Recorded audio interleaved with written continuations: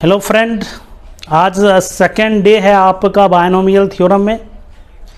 इसमें हम लोग आज सबसे पहले एक बहुत 2 या 3 मिनट का एक टॉपिक है उसको करते हैं, फिर जनरल टर्म एंड जो टॉपिक हम लोग अभी करेंगे उस पे बेस्ड कुछ क्वेश्चन करेंगे। तो देखिए, जो टॉपिक हम लोग करने चाह रहे हैं वो है मिडल टर्म्स। दैट मीन्स आप बायनोमियल थ्योरम को एक्सपेंड करेंगे तो बहुत सारे टर्म होंगे। ये देखना है कि मिड में कौन सा टर्म है और क्या है। ओके, तो यदि n का वैल्यू 2 हो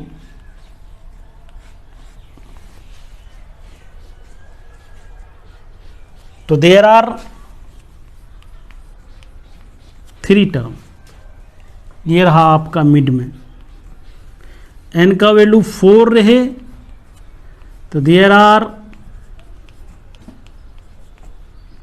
5 टर्म। मिड में ओनली 1 टर्म है, वो t थर्ड है। यदि n का वैल्यू 6 रहे देयर आर 7th टर्म। तो मिड में कौन सा होगा? 4th term. मैं देख पा रहा हूं कि यदि n जो इंडेक्स है यदि वो इवन हो देयर आर ओनली 1 टर्म। मैं थोड़ा और देख लेता हूं, n इक्वल्स टू 3 मान लेता हूं तो there are 4 term.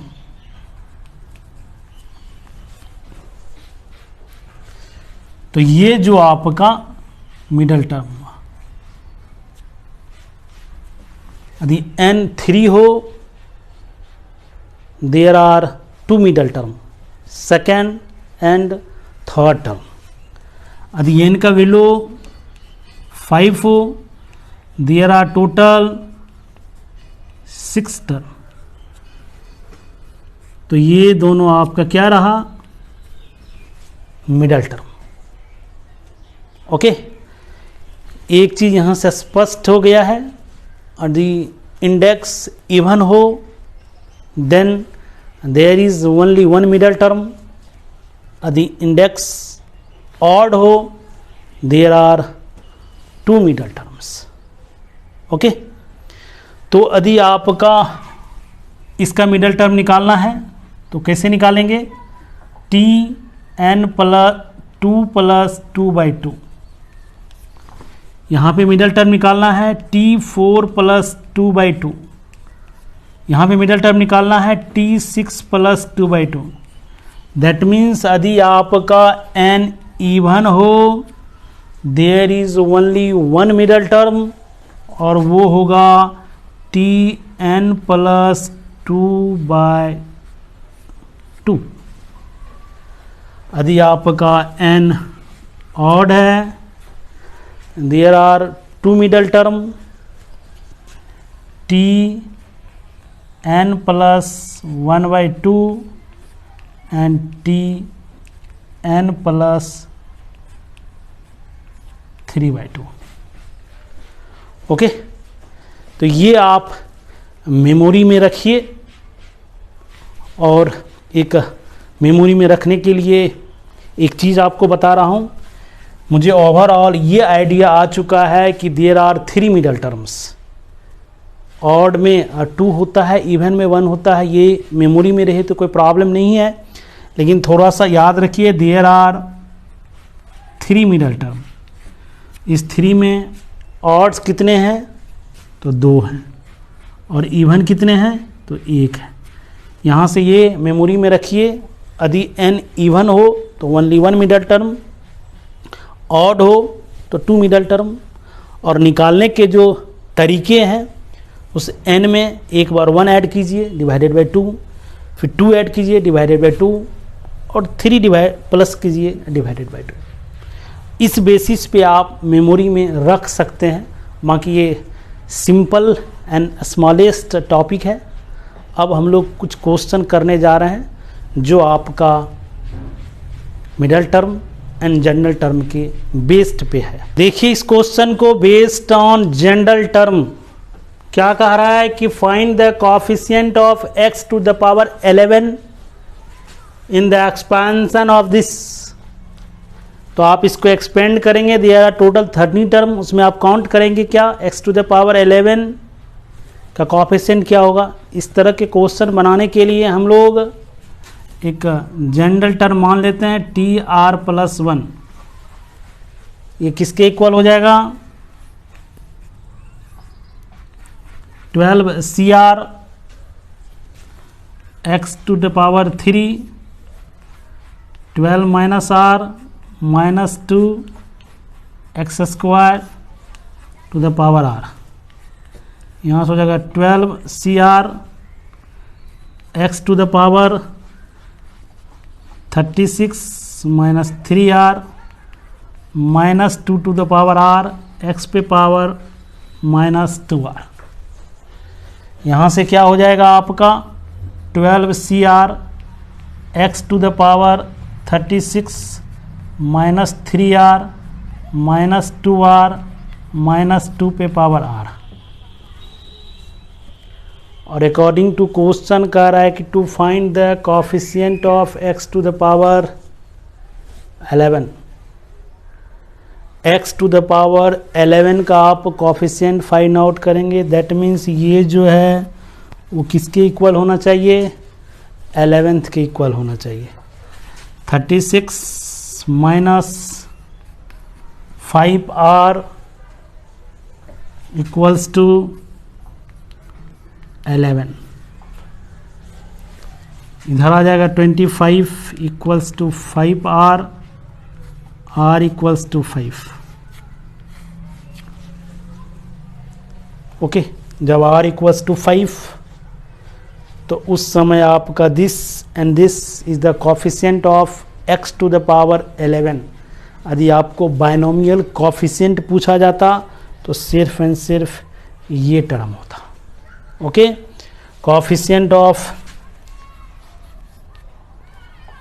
x to the power 11 12C5 into minus 2 to the power 5। 12C5 को आप एक्सपेंड करेंगे, 12 into 11 into 10 into 9 into 8 upon 5 into 4 into 3 into 2 into 1 minus 32। आप इसको सिंप्लीफाई करेंगे तो आंसर आ जाएगा आपका -25344।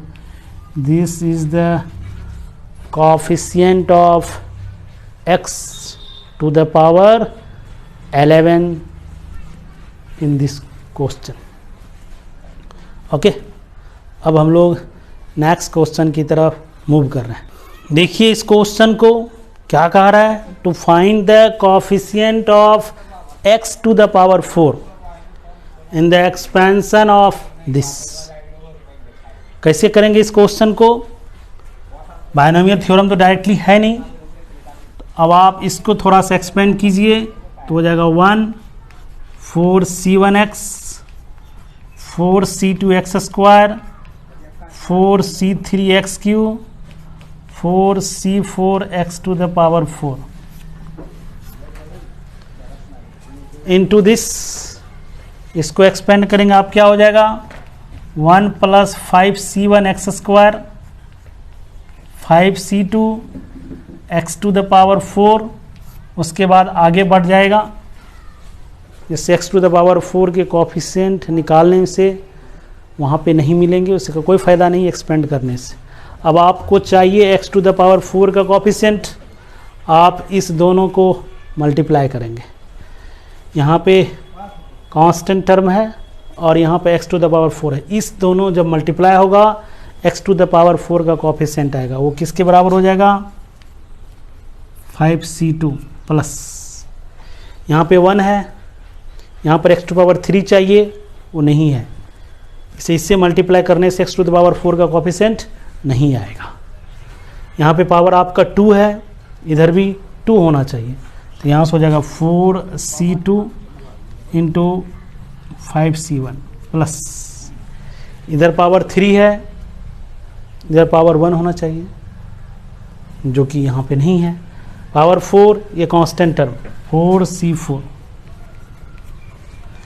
5c2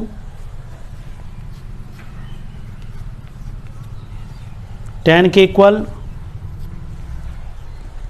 okay, 4c2 6 into 5 plus 1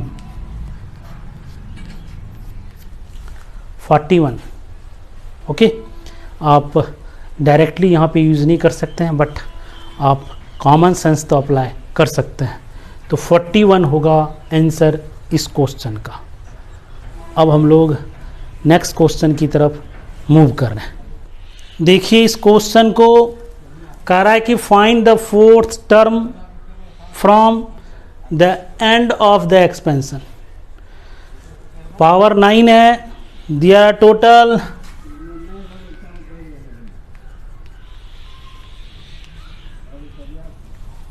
10 term, okay. तो आपका फर्स्ट इधर हो गया, सेकेंड 9 8 7, ओके। तो ये 7th term according to question कह रहा है निकालने के लिए। वैसे भी आपको कभी भी एंड से निकालना हो उसके लिए फार्मूले होते हैं n माइनस आर प्लस 2।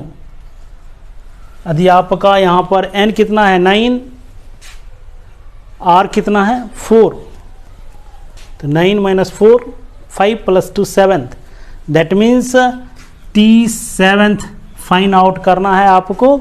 यदि एंड से बोला गया है तो आप प्लीज़ ऐसे कीजिए।